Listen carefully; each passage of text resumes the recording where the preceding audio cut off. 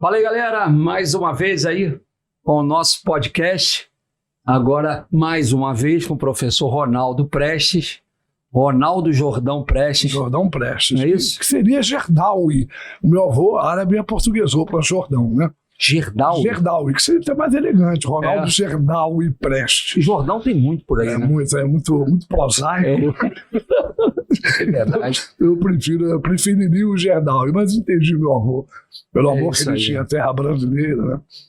Era Jordão Prestes. Meu avô, né? Meu avô. Daqui do Rio, Brasil?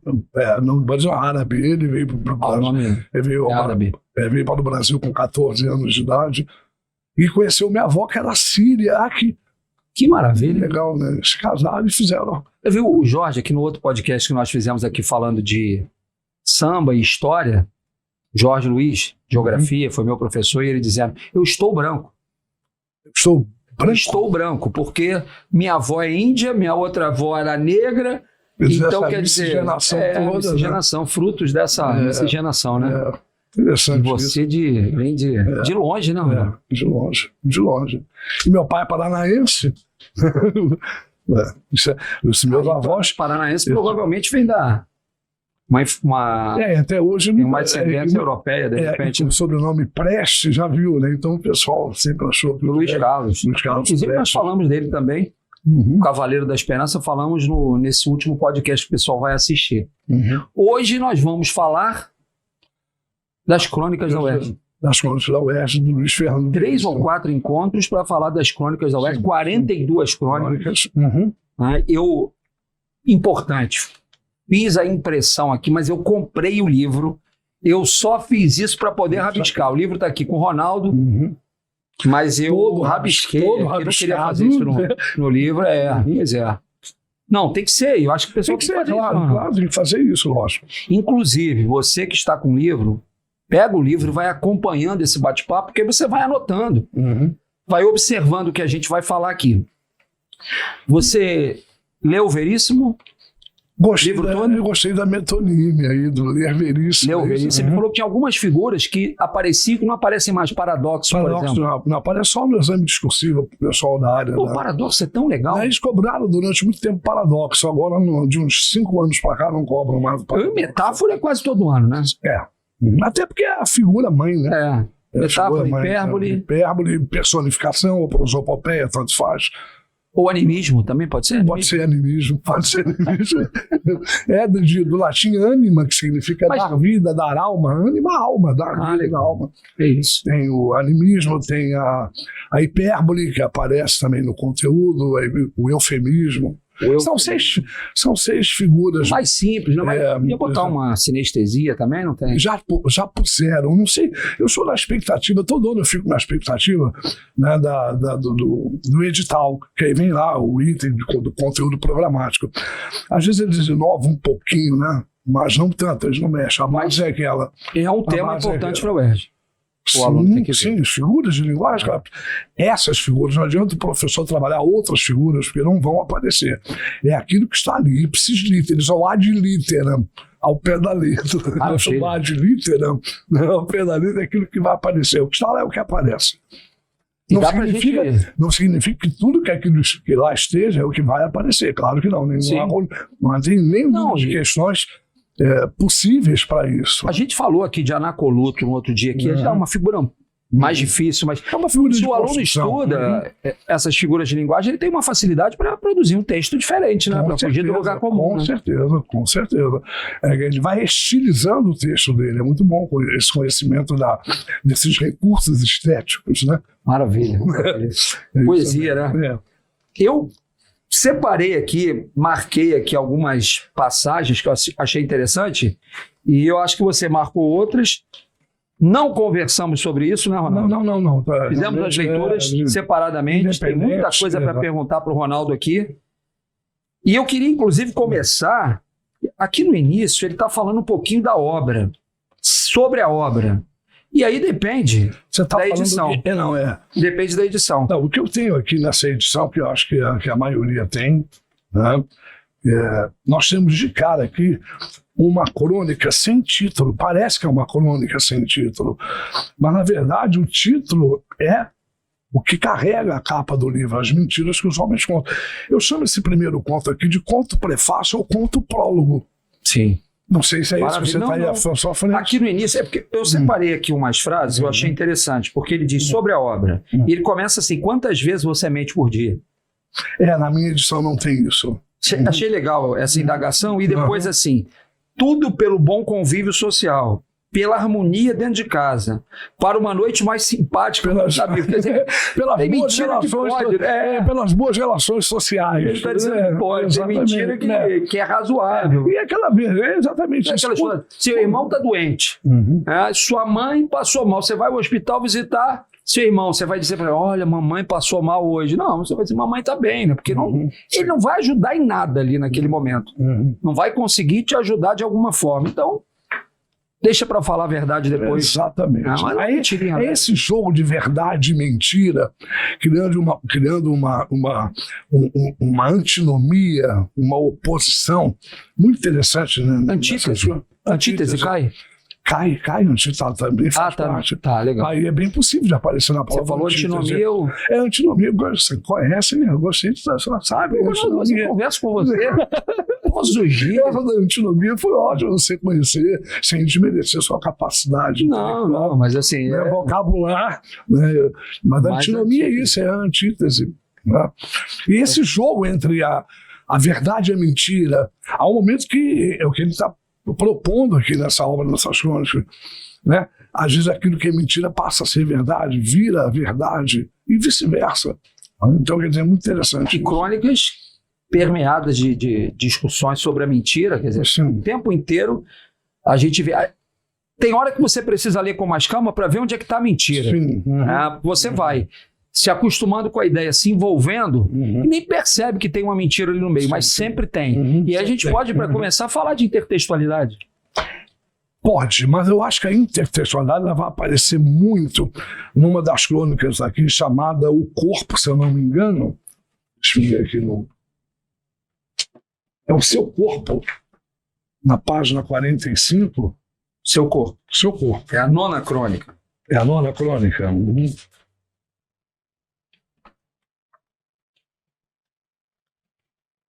É isso.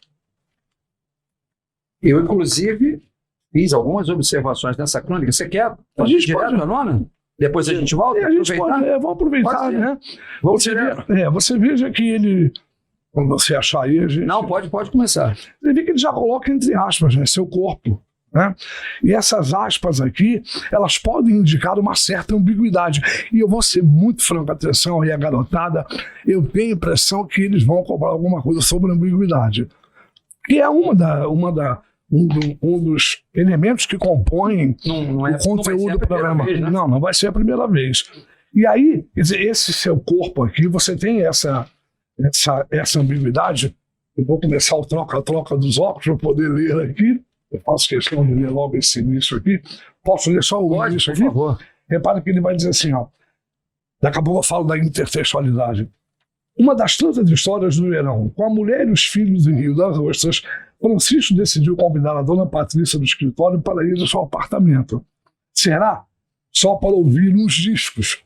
A dona Patrícia foi. Achou o apartamento bonito, aceitou um martini doce, disse que não tinha preferência em música, mas que era bem romântica. A Bethânia cantando Roberto. Olha só, a Bethânia cantando Roberto, olha o tom de ambiguidade aí.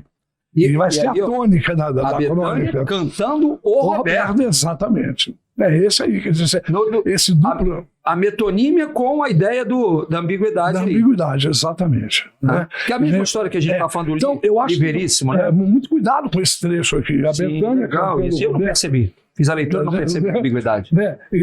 A Bethânia cantando Roberto. Você tem esse duplo sentido aí. No duplo sentido. Que maravilha. Aí, de repente, mais tarde, na delegacia, pronto.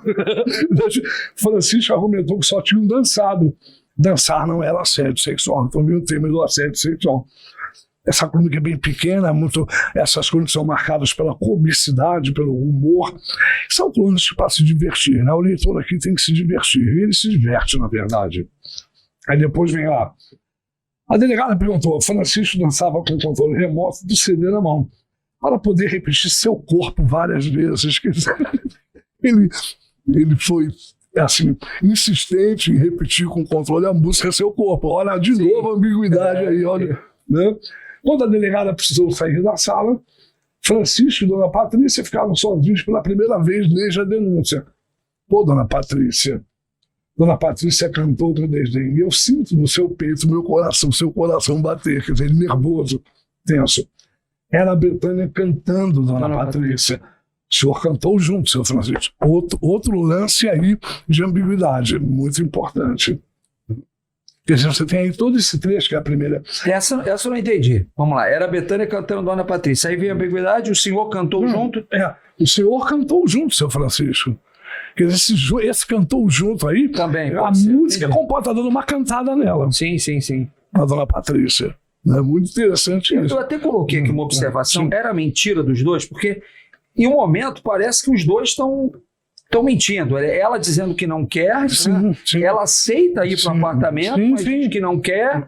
Exatamente. E ele, sem dizer para ela as verdadeiras intenções. Exatamente, é isso aí. Isso é muito interessante. Né? E depois veio um trechinho ali pequenininho eu achei muito interessante também, que diz assim, ó. Por que, Oliveira? Por nada, eu só quero começar a dormir no lado da parede. Isso depois, lá na frente, né? Mas depois de todos esses anos, para variar, não é? E o Oliveira passou não só a dormir do lado da parede, como virado para a parede, encostado na parede, como alguém preocupado em defender seu pênis de uma facada no meio da noite. O que despertou a desconfiança da mulher, que agora não deixa mais o Oliveira em paz. O que você andou fazendo, Oliveira, hein? O que você andou aprontando? Nada. E o Oliveira dorme cada vez mais apertado contra a parede, quando consegue dormir. Legal, né? Quando consegue dormir. Quando consegue dormir. Eu observei aqui também, coloquei... Só um minutinho, desculpe-me.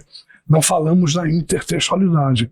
Repare que esse Seu Corpo aqui é uma intertextualidade. É bem possível que eu descubra isso. É uma intertextualidade com a música Seu Corpo, interpretada por Maria Bethânia. É uma referência. Não, entendi. Entendeu? Porque a intertextualidade é essa referência, essa alusão a uma outra obra. A uma outra obra. Essa interseção aí entre as obras. Entendi. Eu pensei agora em metalinguagem, mas... Não. É diferente. Metalinguagem é outra coisa. É explicação sobre alguma coisa. Isso aqui é uma intertextualidade, é uma referência à música que a Bethânia canta. Então você tem nessa pequena crônica, você tem a intertextualidade e a ambiguidade marcando bem esse ritmo aqui, esse tema. Mas a minha pergunta foi, a história as crônicas fazem referência à mentira. Se a mentira está em todas as crônicas, a gente pode dizer que há uma intertextualidade? Porque todas elas, de alguma forma, falam da mentira? Não, eu não vejo bem como não vejo como intertextualidade. Né? Você está criando aí um sentido muito lato, muito amplo da intertextualidade, que não é bem... Seria mais assim o tema. Exatamente. Até porque não... Tem umas que ficam... tangenciam bem o tema. Né? Então... E a marca dessas crônicas é a questão desse jogo, como eu falei no início, da verossimilhança e da inverossimilhança. Os desfechos dessas crônicas do Luiz Fernando Veríssimo são inusitados. Por que inusitados? A gente enquadra essas crônicas como crônicas ficcionais, parecendo que tudo isso não vai acontecer na realidade, ou pode não acontecer. Entendeu? Tem uma que ele fala, inclusive, isso, né? Sim. Nenhuma delas ele diz, isso aqui é mentira. Eu criei isso, exatamente. Então esses desfechos são muito interessantes nas crônicas do... Deixa eu voltar para essa crônica, tem um momento em que ele fala, depois daquele diálogo lá, era a Bethânia cantando, Dona Patrícia, o senhor cantou, aí ele bota assim, para variar, o é. Sim.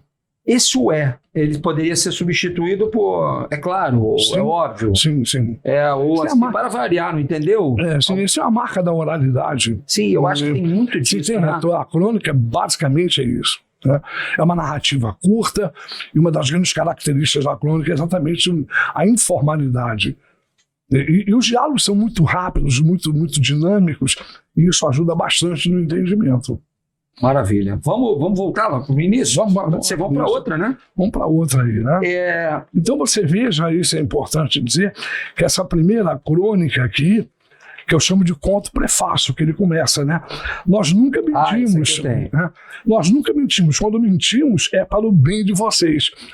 O interessante é que ele deixa vocês em aberto, criando toda uma impessoalidade do feminino, porque isso aqui é dirigido às mulheres. Sim, é para o bem de vocês. Então eu chamo isso aqui de feminino impessoalizado. Ele está falando com as mulheres. E aí ele vai citar aqui a mãe, ele vai dizer a necessidade que ele tem, às vezes, de mentir para a mãe. Pois é. Né? Mentir para a namorada, ele com 12 anos, né, dizendo, né, que já está apaixonado, que quer casar. Né? Então, eu lembrei disso, lembrei de algumas situações no momento em que eu estava fazendo a leitura, né? E o garoto falando para minha mãe assim: mãe, estou muito quente, não posso ir para a escola. Fiquei no sol um tempão, Ronaldo.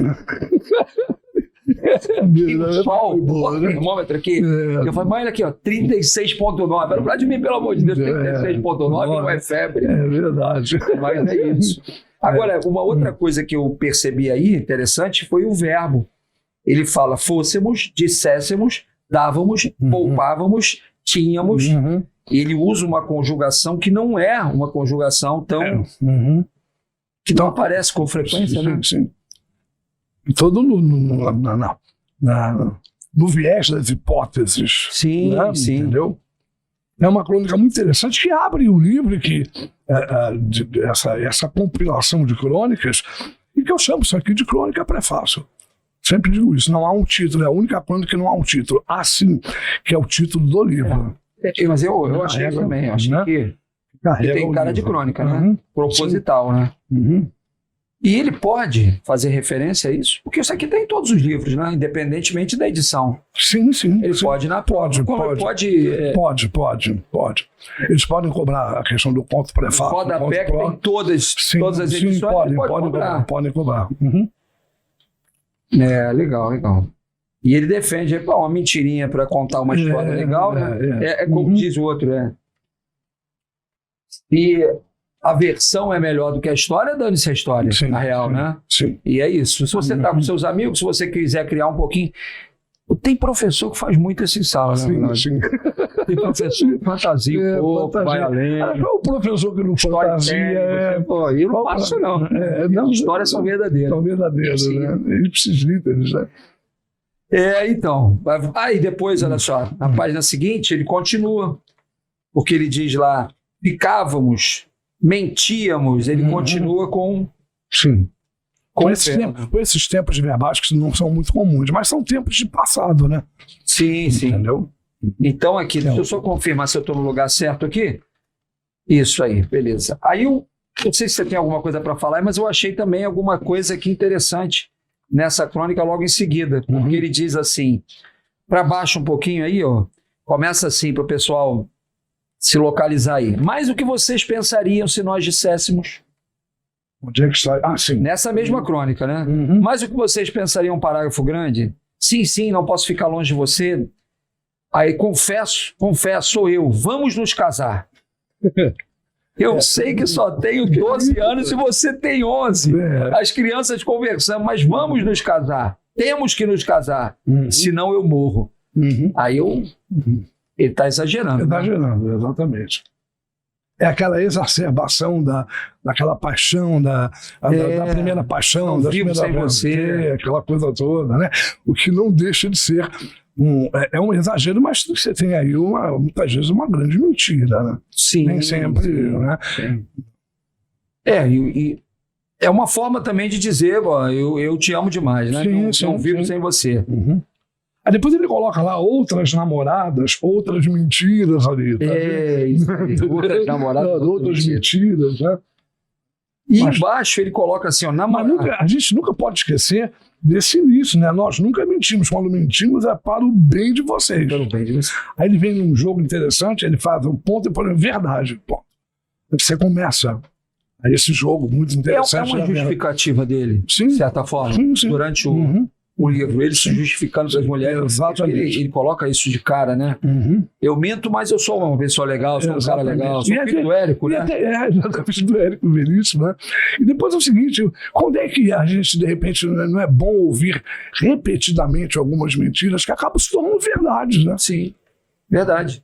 Não? Verdade. É verdade, verdade. Depois ele diz assim, namorar, pelo menos o meu tempo, um pouquinho abaixo aí, a Renascença, era uma lenta conquista de território. Cara, eu achei legal demais. Uma lenta conquista namorando, de territórios hostis. E você lentamente conquista territórios hostis. Aí você lembra da primeira namorada, aquele negócio, e os limites. Opa, aqui não pode, aqui pode. Você vai conquistando os territórios hostis. Como a dos desbravadores do Novo Mundo. Avançávamos no desconhecido. Cara, isso é maravilhoso. Centímetro a centímetro, mentira, mentira. Agora, resta saber se isso... Eu acho essas crônicas bem atemporais. Pelo menos essas 10 primeiras crônicas, elas são atemporais. Isso aí. Elas servem para o ontem, para o hoje e para o amanhã. Mas há um dado anacrônico aqui, né? Será que isso acontece hoje na relação amorosa dos jovens? Talvez não com jovens de 16, mas com jovens de 12, 11. Talvez aconteça mais cedo. Pode ser que aconteça mais cedo. Anacronismo aí. Correto? Correto. Eu acho que estão começando a namorar mais cedo. Já são não bem minhas filhas não. Começaram já velho, depois de 18 anos. Mas não é só o ato de namorar, é essa intimidade toda aqui da nossa geração. Isso é daí essa lentidão até conseguir, como se fosse, quando ele faz essa referência aqui, porque isso aqui é uma intertextualidade, a Renascença, né? Essa demora para se conquistar espaços, né? É legal. Territórios hostis. E o conceito de território é o conceito de relações de poder, né? Quando a gente fala de território, a gente fala de relações de poder. É ela que tem o poder. Sim, e ele vai tentando conquistar. E ela vai aceitando, no fundo, ela também está desejando isso, mas depois ela o acusa, você prometeu, mas você avançou, não devia ter avançado. Por isso que eu pergunto, né? Será que hoje em dia ainda existe isso? Essa é uma grande questão, né? Embora sejam atemporais, há alguns dados aí de anacronismo. Mas a UERJ não vai cobrar isso. Né? Tem vários, eu acho. Tem vários aí. Realmente tem crônicas aqui que ele escreveu há 20 anos. Sim. Até porque a gente estava até falando. Se não me engano, esse livro aqui foi lançado em 2000. Pô, então, quer dizer, então tem crônicas que ele escreveu há 40 anos. Sim. Porque, para você, ele não pode ter feito 42 crônicas falando de mentira de uma vez só. Ele não pode. Inclusive, uma das que a gente vai falar hoje, Edgar, tem num livro dele, que acho que é Comédia da Vida Privada. Comédia da Vida Privada. Então, quer dizer, ele foi retirando crônicas de 50, 60 anos aí que ele está escrevendo. Foi tirando daqui e dali. Aí depois tem um outro parágrafo enorme, depois do diálogo, tem assim, me distrair, dávamos a vocês, ele suprimiu o nós. Sim. Legal, né? Aliás, até porque não há necessidade desse nós aí. É uma elipse. A UERJ faz parte, não. A elipse, inclusive, a UERJ faz parte também lá desse rol de figuras. Mas não. Mas a UERJ, no conteúdo programático, não põe elipse no rol das figuras de linguagem. Ela separa. Porque elipse é omissão. Sim. Uma omissão. Durante muito tempo, a UERJ cobrava também Zeugma, que é uma variante da elipse, mas hoje a UERJ prefere a nomenclatura elipse. O Oximoro cobrou também, não cobrou? Não, o Oximoro, quem cobrou foi o Enem. Foi o Enem. Que cobrou como oxímoro. Meio que errado na pronúncia. Não tem um acento. Não tem um acento, Depois eu até brinquei na época, falei assim, com certeza eles vão fazer a palinódia, quer dizer, a retratação disso aí no ano seguinte. Fizeram, não deu outra. Eles fizeram botaram sem um acento. Botaram sem um acento. O oximoro. Menos mal, né? Menos mal, lógico. Né? Aquele negócio, você está conversando aqui, cometeu um deslize, um erro gramatical, volta. Não tem problema, repete. Sim, é isso aí. Não é isso? É isso aí. Tem que fazer. É isso aí. Mas vamos lá, você estava dizendo... Aí depois, primeiro eu percebi esse nós aí. Até porque pouca gente sabe que... os pronomes retos, pouca gente sabe isso. Os pronomes retos na língua portuguesa, eu, tu, ele, ela, nós, vós, eles, elas, são pronomes redundantes, não haveria menor necessidade de colocá-los. Porque você tem uma desinência número pessoal, sem dávamos aqui, você tem um moço que nos remete automaticamente ao pronome reto correspondente. E veio a ideia aqui, então, se aparece uma questão, uma frase, nós dávamos a vocês todos os álibis. Qual é a palavra que a gente poderia suprimir sem mudar a ideia do texto? Sim, o nós, exatamente. É isso aí. Não muda. Porque é uma decorrência, você, o leitor, sabe. Gostou dessa questão? Gostei. Boa questão, né? Quer dizer, e o interessante é isso, né? essa redundância, esse é um idiotismo da língua. Quando eu falo idiotismo, não é que a língua seja idiota, não. Tá? O idiotismo é o idiomatismo, o idios próprio, é próprio do idioma da língua. Gostei disso. Né? Isso é próprio. O português tem essa, é uma das marcas da língua portuguesa, essa redundância do pronome reto, dos pronomes retos. Não confundir com você, porque você não é pronome reto. Você é um pronome de tratamento. É um pronome de tratamento. Não é um pronome reto. A gente até falou disso naquele bate-papo regional. Não que é um pronome de tratamento. Nós falamos do voz-me ser. Sim, foi você. Falou do voz-me ser, exatamente. Uhum. Depois, aí no mesmo parágrafo, tem assim, a revolução sexual. Onde está isso? Está aí nesse mesmo parágrafo. Dávamos a vocês, na 7ª, 8ª linha aí, a revolução sexual, que um dia ainda vai ser comemorada como a Revolução Francesa. Sim, sim. Me lembro desse trecho. Uhum. Achou aí nesse mesmo parágrafo? 3, 4, 5, 6, 7, 8, 8ª linha. Eu achei interessante que a Revolução Sexual com R minúsculo e a Revolução Francesa com R maiúsculo. Interessante, é isso mesmo. Porque ele pega a data aí e coloca a maiúscula. E aí fazer até uma parte em relação... Aí você tem uma sucessão, e foi muito importante você falar isso, você tem uma sucessão... Eu não gosto de ficar sem óculos, porque eu não vejo nada direito, engraçado, né? Não estou conseguindo ver seu rosto, não porei os óculos. A idade está chegando. A idade já chegou, né? Você foi muito bondoso. 60 anos já, né, Ronaldo? Obrigado pelos 60. Te dando uma força. Muito obrigado. Mas você vê aí uma sucessão da intertextualidade. Né? Porque não esqueça que intertextualidade é uma referência a um mito, a uma obra, a um autor, a um personagem. Não adianta o professor de língua portuguesa ficar com o que eu chamo de logomarquia. Ele fica com um palavreado inútil para explicar uma coisa que é muito fácil, muito tranquila.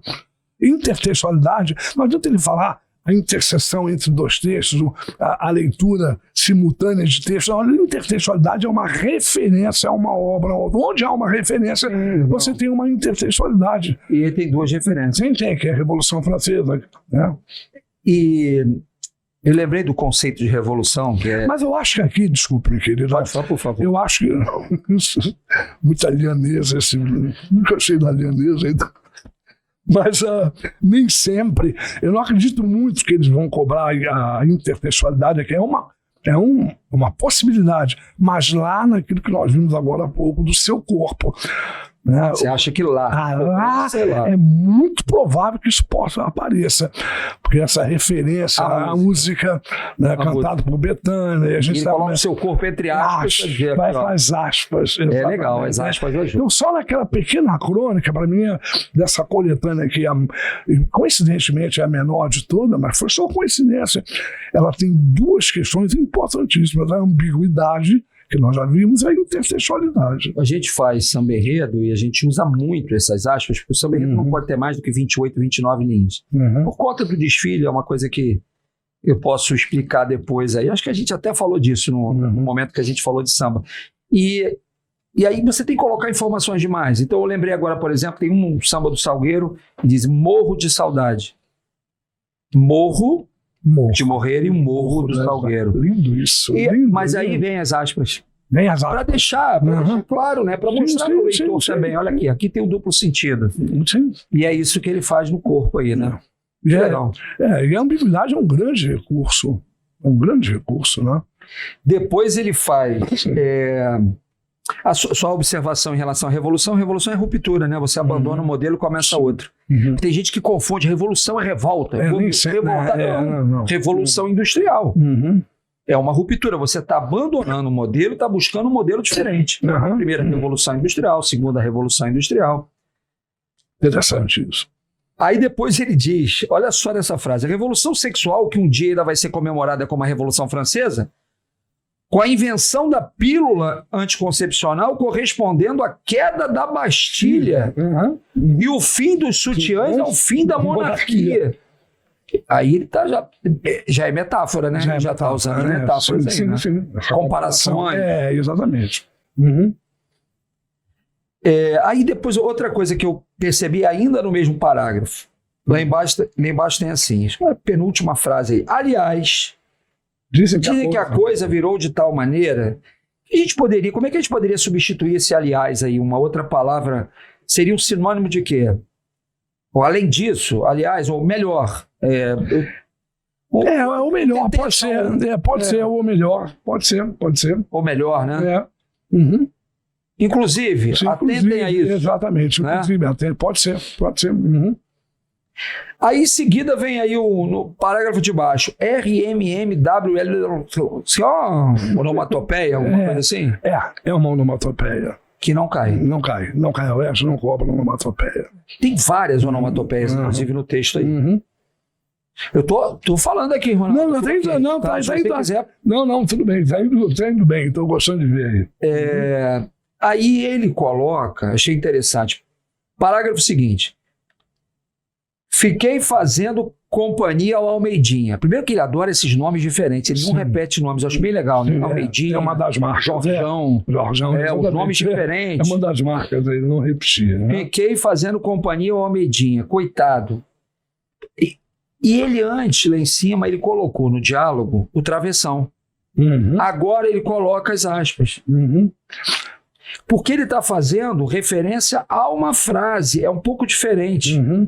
Sim. Olha, fiquei fazendo companhia ao meio-dia, coitado, ele ainda não se refez. Uhum. Significa que a Nova Gata, ele está falando de uma frase que não foi ele necessariamente que falou. Exatamente. Então, quando ele está falando, ou o personagem está falando, ele coloca o travessão e depois ele coloca as aspas. Perfeito. Não é isso? É isso mesmo, perfeito, gostei.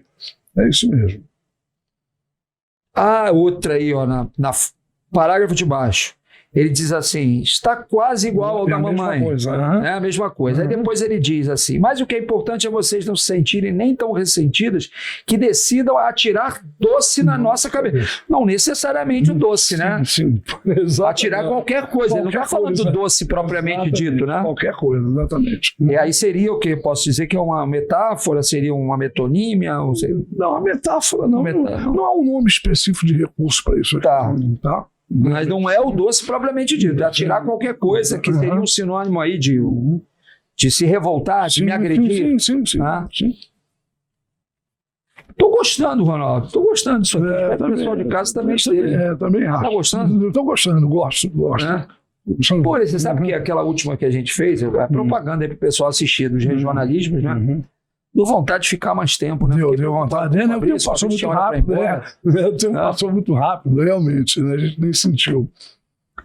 Vamos para a terceira? Terceira não. Grande Edgar, ou você tem mais alguma coisa para falar? Não. Não é a terceira, não. É a segunda. É a terceira. Não, a terceira que a gente está analisando é a segunda crônica do livro. Grande Edgar. Que tem no Comédia da Vida Privada. Sim. E aí? O interessante é o início. Já deve ter acontecido com você. Né? E com certeza, né? Essa aqui é uma das crônicas mais atemporais. Sim, isso aí é eterno. Eterno. Essa daqui realmente muito interessante. Né? Professor então, né, Ronaldo? Exatamente. Porque a crônica está falando, o pessoal vai ler, né? De um encontro e o cara tentando lembrar de onde conhece, né? Não sei se você viu um recurso aqui muito interessante, porque quando ele começa, já deve ter acontecido com você, ele vem com uma fonte de letra maior, até o V, até a preposição com, e o você fica com uma fonte menor. Não sei se no teu aí... Não, assim, eu não vejo. Se você reparar, olha só aqui, olha só ali. Você, deve ter acontecido com você. Ou seja, pode nunca ter acontecido também com algum, porque nem sempre isso aconteceu com todos os leitores, com todo mundo, né? Na minha aqui não tem. Esse recurso aqui, ele faz isso em boas partes, em algumas crônicas. Então esse você aqui é minúscula. Por quê? Porque pode não ter acontecido com o leitor. Agora, com a gente, Ronaldo, é todo dia, né? É toda hora. Porque assim, cara, o aluno, você deu aula, o Ronaldo deu aula há quanto tempo? Há 46 anos. Começou ontem. Tempo eu há 30 dando aula. Ronaldo, é respeitável. Meu aluno de 1995, 96, 97, com 30 anos a mais, encontra professor, ele lembra de mim. Sim. Provavelmente, talvez não, porque eu esteja velho demais. Mas eu acho que é mais difícil lembrar. De um garoto que tinha 15 anos, agora tem 45. Sim. Muito mais difícil. Sem cabelo. Quantas vezes eu já deparei com ex-aluno que eu não me lembrava dele, mas ele não vai esquecer. E aí é chato. Professor, como é que tá? Legal. Tinha aquela prova. Isso é muito interessante. Porque o chato é que você não lembrar o nome. O nome não dá para né? Eu até brinco muito quando eu não sei o nome da pessoa, eu invento um nome qualquer. Eu acho mais elegante você inventar um nome. Eu faço muito isso em sala, né? O pessoal fala, às vezes, chama de Aristide na cara. Pessoal, mas por que isso? Porque o cara não tem como lembrar o nome. Ainda mais se for aluno de pré-vestibular. Você não corrige prova, não faz chamada. E aí o cara aparece, o aluno aparece, a aluna aparece. Pô, querida, saudade, que bom vai ser. Você não vai dizer, pô, não lembro de você. Eu me sinto mal. Eu como também. sair do É grupo do muito WhatsApp chato, da família. é muito chato. Não é mentira necessária, né? Sua tia te colocou no grupo do WhatsApp, tia, eu não quero participar. Não tem como. Você arquiva o grupo, mas não sai. Eu vou dizer para o cara que não lembro dele. E ele falou comigo com tanto carinho. Exatamente. Então já é uma mensagem aí para os nossos alunos. Sim. Se acontecer no futuro, a gente finge que você está acreditando que eu reconheci. É verdade. Finge, para não ficar chato. E aí você vai dizer assim, pô, professor, eu sei que você não está me reconhecendo. Qual é o meu nome? Diz o meu nome. Não faça isso. A crônica fala disso aqui. Não faça isso, que é muito desagradável. Sim. Meu amigo. Então, quer falar alguma coisa aí? Eu posso seguir. Só um minutinho aqui. Eu tenho Enquanto você procura. Tá, vamos lá. Você não está se lembrando dele? No início ainda. Procura freneticamente todas as fichas armazenadas na Aí é metafórico. Sim. Ficha armazenada na memória. E depois lá embaixo ele coloca de novo. Arquivo desativado. Eu achei legal isso porque ele está repetindo as metáforas aí com a mesma ideia. Fichas armazenadas e depois ele diz que o arquivo está desativado. Vai cair na prova, Ronaldo. Essa aqui. Tomara, que vai cair, o pessoal vai aceitar. Depois vamos procurar no supermercado para pagar. Respeita essas intuições. Respeita essas intuições, né? Então, de repente é o código. Melhor é o seguinte, se for para um aluno, o aluno acertou 43 porque acertou essa questão. Aí pronto, né? Aí ele não vai esquecer de mim. Nunca mais. Né? Porque de 42 para 43, uma questão que muda a sua vida. Depois eu tenho, enquanto você acha aí, eu achei embaixo. Não, eu já achei, mas vai. Não pode falar você. Não, vai você um pouquinho agora. O muito interessante dessa crônica, você vai reparar logo mais à frente, um pouquinho mais à frente, que ele vai colocar, em alguns momentos, não só nessa, em outras coisas, ele vai colocar a reflexão dele, o pensamento dele, entre parênteses. Repare que ele vai dizer assim, não sei se você vai achar aí, é o Ademar? Não, o Ademar já morreu. Você foi ao enterro dele? Como era o nome dele? Tinha uma perna mecânica, Rezende. Mas como saber se ele tem uma perna mecânica? Você pode chutá-lo, Miguel? É ótimo, eu sei. Mas é ele, são as reflexões dele. Dele, exatamente. E se chutar a perna boa, chuta as duas. Que bom encontrar você. E paf, chuta uma perna. Que saudade, paf, chuta outra. Quem é esse cara? Quer dizer, eu acho que é muito importante a gente saber que os parênteses, em alguns momentos aqui, o Ed pode cobrar isso. Aí você falou da sua intuição, estou falando da minha intuição. Geralmente as minhas intuições são muito certeiras. É verdade. É verdade. Então eu acho que tomar muito cuidado com essa questão do recurso dos parênteses, que denotando aqui a reflexão do próprio narrador. Eu até anotei alguma coisa sobre isso. Realmente parece, em alguns momentos, eu estou tentando achar aqui, mas parece que em alguns momentos tem alguém falando com ele. Sim. No debate da consciência dele, que a gente pode falar assim. Sim, mas é ele mesmo, na verdade. Mas é ele mesmo, né? Mas é ele mesmo. Eu até anotei isso aqui em algum lugar, eu vou achar. E uma outra questão interessante... Outra coisa que eu acho interessante é o final, o desfecho, que vai dizer assim, ao se afastar, você ainda ouve satisfeito em dizer, grande Edgar. Legal, né? Mas jura que é a última vez que falar isso. Na próxima vez que alguém lhe perguntar, você está me reconhecendo?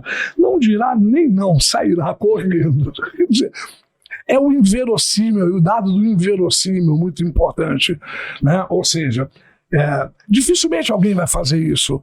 Dificilmente alguém vai sair correndo para não ter que encarar uma situação constrangedora dessa. Ninguém vai fazer isso. Você vai... Né? Tem hora que ele enrola, não me diga, você é o... Sim. E depois ele desconversa, tergiversa, né? Tergiversa, exatamente. E sai pela tangente. É assim que a gente faz, né? Uma observação que eu fiz aqui é aquela história do arquivo desativado, fichas armazenadas, depois ele lá, mais na frente ele coloca uma segunda ficha para localizar no sótão. Sim. Ele continua com as metáforas. Sim. E vai, né? E por aí vai. Bem legal. PAF. Ele bota um PAF lá embaixo, que é a onomatopeia de novo. Outra coisa que eu achei interessante... O que há de comum nessas crônicas é exatamente essa questão, esse jogo, eu faço questão de sempre reiterar isso, o jogo da verossimilhança e da inverossimilhança. Estou apostando demais. Isso, né? Você já tinha me falado isso. Estou apostando demais nessa questão da verossimilhança, né? Repare, já falamos da intertextualidade lá da crônica, seu corpo, já falamos da ambiguidade, já falamos da metáfora, já falamos dessa questão da verossimilhança, da inverossimilhança. Faz questão de reiterar. Os desfechos das crônicas são inusitados. São inusitados. Isso é importante saber. São inusitados. O que parece marcar uma inverossimilhança. Percebeu? Aí você tem que tomar muito cuidado. Sabe? E até, assim, tem alguns até que, assim, opinião minha, mas tem hora que parece, assim, que não terminou ainda. Ele dá o fim ali, a crônica já se estendeu, mas não tem aquele arremate. Não tem, exatamente. Que também não precisa, o texto é agradável, né? O texto é muito agradável. Então... É aquilo que eu falei nisso, essas crônicas são para se divertir, é o leitor se divertindo com elas. Né? Muita ironia, muita comicidade. Outro detalhe importante são os momentos em que há ironia nessas crônicas. Né? Claro que a comicidade é a marca maior. A ironia é maior. Das crônicas dele, de uma forma geral. Sim, da maioria das crônicas, Bem diferente, por exemplo, o Rubens, Fernando Sabino, é muito claro no caso dele essa comicidade. E achei legal na parte dos diálogos, né? Os diálogos são bem informais, né? Muito informais. E ele diz como você tem passado. Ele não diz como você tem passado, como você tem passado. E isso mostra pra gente claramente que é o diálogo. Sim, é isso mesmo. E pelo menos aqui na minha edição, que é antiga, né? Eu vejo o anacronismo também no ideia com acento. Você pegou tudo. Peguei uma ideia com acento aqui. Essa foi ótima. Eu sempre brinco o seguinte, eu sempre digo que a única coisa que é que essa reforma ortográfica aconteceu em 2009. É para você ver como... Né? E o interessante é que as pessoas só sabem uma coisa da reforma ortográfica, que ideia não tem mais acento. Só isso que eles sabem. Isso aí. Era isso. Heróico, não tem mais acento. Tem aqueles... O voo, tem coisas que eu também não. Eu já sei. Eu já aprendi algumas com você. O autorregulação, autossegregação, sei que tem. É o intra-regional, tem, mas o interregional não tem. Mas aí é com o emprego do hífen.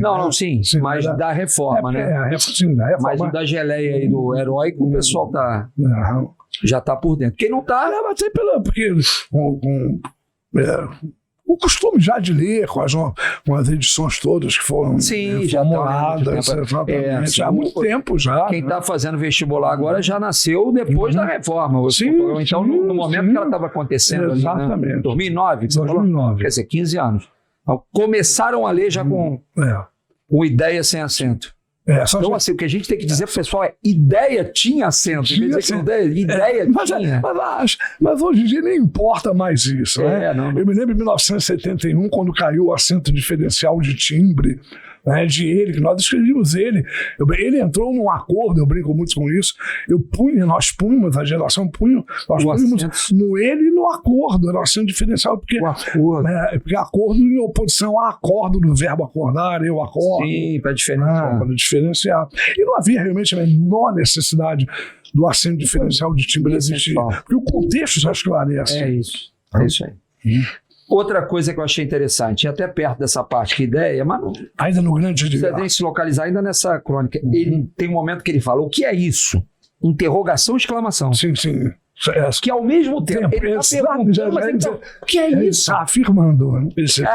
Bem legal, né? Sim, eu gosto muito desse recurso, da interrogação com ponto de exclamação. Os dois juntos, muito legal.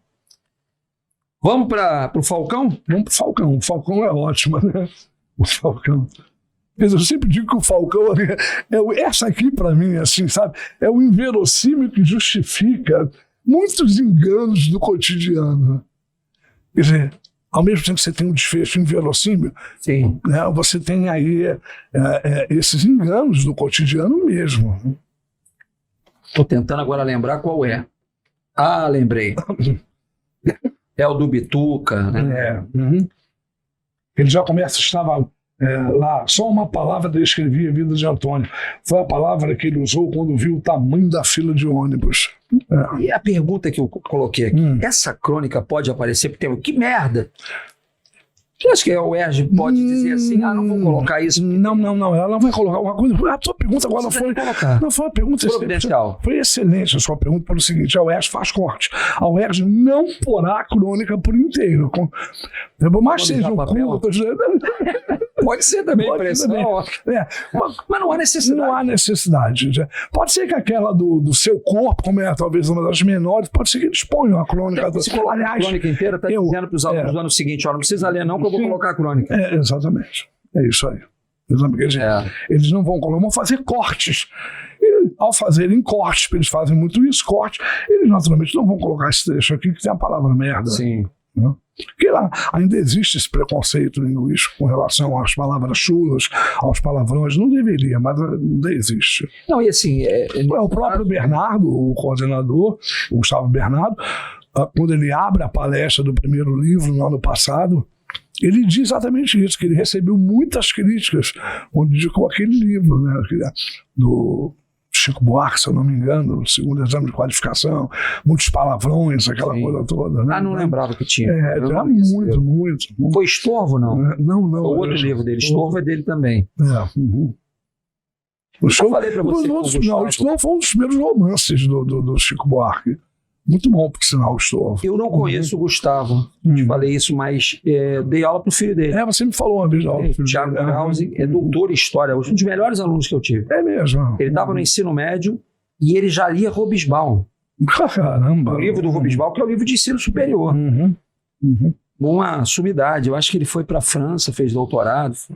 Mas é isso, filho de professor, né? O professor costuma puxar mais a orelha, toda, né? Exige mais, né? Exige mais, exatamente. A UERJ porá, com certeza, no conteúdo programático, a questão das tipologias textuais, a dissertação, a narração, a descrição. Eu me lembro, num dos anos que eu fiz até uma questão que acabou sendo idêntica na prova da UERJ, e a questão dos gêneros. Né? As crônicas constituem gêneros, um gênero textual, isso é um gênero textual. E essa crônica aqui, o Falcão, ela se assemelha a um noticiário, né, da vida dura que os brasileiros levam. Isso aqui não deixa de ser um noticiário, é interessante isso. Né? Tomar muito cuidado com isso. Então, quando ele diz que estava mal empregado, mal casado, mal tudo, aí eu pergunto o seguinte: existe coisa pior ou melhor? E vai ser isso muito interessante, esse encaminhamento que a crônica vai dar, porque quando ele estava mal empregado, mal casado e mal tudo, não deixa de ser até um neologismo esse mal tudo, existe coisa pior ou melhor? Coisa pior, eu acho que de repente não existe coisa melhor, a morte, ele vai morrer e ele fica com uma certa tranquilidade, mesmo sendo confundido, né? Interessante isso. Quer dizer, a morte é melhor. Não, a vida que ele está levando. No final, existe uma coisa que eu demorei, porque eu achei. O pessoal vai ler. Parece que assim, a crônica acaba e você diz, meu Deus, mas é isso mesmo. Mas aí você entende. Ele entende. Você entende. A vida dele não fala no início. Isso é importante. Não precisa entender mais do que isso. Mal. E eu acho que é bem possível cobrar isso. Fazer essa... É bem legal isso. Agora, na frase seguinte, aproveitando, ele diz assim: foi quando sentiu que encostava a ponta de um cano nas suas costas. E uma voz igualmente dura, a voz dura. Já posso dizer que aí poderia ser uma sinestesia aí? Poderia, não é. É uma sinestesia. É uma pena que não cobra mais. Não cobra sinestesia, né? Exatamente. Não, mas de qualquer forma a gente está falando aí que o pessoal vai fazer outros vestibulares, a voz dura. Parabéns, professor. É o beijo doce, né? Sempre, se eu fosse professor de linguagem, ia ser um grande rival meu. Estudando. Estou estudando. Um grande rival meu. Não, mas fazer a análise das crônicas e marcando é muito agradável. O pessoal vai fazer isso em casa. Sim. Agora, é importante, quem estiver assistindo ao podcast, marcar o que eu pontuei aqui, porque eu acho que isso é muito importante. Muitas coisas eu pontuei aqui. E aí você volta e dá uma olhada antes da prova, né, Ronaldo? Vai marcando para depois não ter que ler novamente. Muito importante. E tomara, né, que... Mas você fala uma que apareça, coisa, né? Que vai aparecer. Provavelmente vai aparecer. Lá embaixo, seguindo aí, tem um parágrafo grande, não podia ser sequestro. Ele era um insignificante. Aí depois, assim, vocês não pegaram o homem errado, não? Que legal, isso é informal, né? Sim, bem. Vocês não pegaram o homem errado, não? São as marcas da oralidade, sem sombra de dúvida. Se a gente olhar o pedra-letra, não está negando assim, o primeiro não, né? Embora a informalidade, a formalidade e a informalidade sempre fizeram parte do conteúdo programático da UERJ, mas há muito tempo que a UERJ não cobra. Eu não sei se eles vão cobrar isso, não. Eu tenho minhas dúvidas sobre isso. Né? Mas pode ser que eles cobrem. O detalhe é que ele coloca a vírgula antes do segundo grau. Exatamente. Quer dizer, uma vírgula... Coloca, vocês não essa vírgula muito bem, uma vírgula muito bem imposta. Para poder... Muito bem imposta. Para poder dar essa ideia. Depois, na seguinte, está assim, ó. Frase seguinte: o homem da esquerda, o que parecia estar no comando é o aposto. Sim, sim. Porque tem a mesma... oração, exatamente. É a oração toda positiva ali. Tem a mesma função. Com valor de aposto, exatamente. O homem da esquerda finalmente olhou para Antônio. Não precisava colocar o que parecia estar no comando. Sim, sim. Sim. Aposto pode aparecer? Posto vocativo, não? Não. Que pena. Não aparece, não. Pouca coisa que a gente sabe não aparece. Não aparece. E seguindo, logo depois, assim, o homem sentado no banco da frente olhou para trás. Estava sorrindo, não era um sorriso amigável. Você sabe por quê? Legal, com porquê separado com acento, que poderia ter sido substituído por o porquê. Sim. Você sabe o porquê? Parabéns, é isso. Poderia, exatamente. Essa substantivação do porquê. É outra pergunta, substantivo. Porquê substantivo? Substantivo, né? No momento que ele fala, o motorista lembrou-se. Seu Alcântara mandou perguntar se o senhor... Eu acho que quando ele coloca o senhor... Sabendo do desfecho, sabendo o que ele tem que fazer, ele procura se distanciar do cara. Sim. Você é meu amigo. Quando o Fabrício conhece bem isso, Quando ele diz assim, o senhor, assim, cara, se eu tenho que fazer alguma coisa ruim com você, é melhor que você não seja meu amigo. Exatamente. É isso aí. Pelo menos assim, eu entendo, pode dizer assim, proposital, mas eu entendi. Outro momento, assim, bastante engraçado, mais à frente, aí, assim... Vamos acabar logo com isso. Só quer alguma coisa, um cigarro? Eu estou tentando parar a briga com o Antônio. Já vai morrer mesmo. Né? Um agrado, né? Aí você... Nenhum de vocês teria um frasco de Curtis largo no bolso. Seria o último pedido, né? Eu acho que os mais uniram. Esse desfecho aqui, que parece ser um desfecho assim... Né? Sem muita emoção, mas a emoção é todo o contexto. Isso é importante que essa crônica tenha emoção no contexto. Parece um desenredo fabuloso, né? O que mais interessa, para mim, se você quiser saber o que marca o livro para mim, eu vou comentar nos próximos podcasts, é a crônica da página 125. A verdade sobre o dia 1º de abril, as histórias de pescador. Essa eu vou me delongar. Eu vou me delongar nessa, eu tenho certeza. E olha, eu acho que umas 2 ou 3 questões vêm aqui. Tô achando que você vai, inclusive, se emocionar, Ronaldo. Não sei se eu vou me emocionar. Essa é mais comicidade, não, né? Não. Se fosse... Não, essa não tem comicidade. Se fosse do dinamarquês, você... do dinamarquês. Como é que é o nome? Segundo verso da canção. Segundo Afonso Romano de Santana. Um espetáculo. Marido da Marina Colasanti. Marina Colasanti. Também já foi cobrada na UERJ. Sim. Né? A história de alimentar serpentes.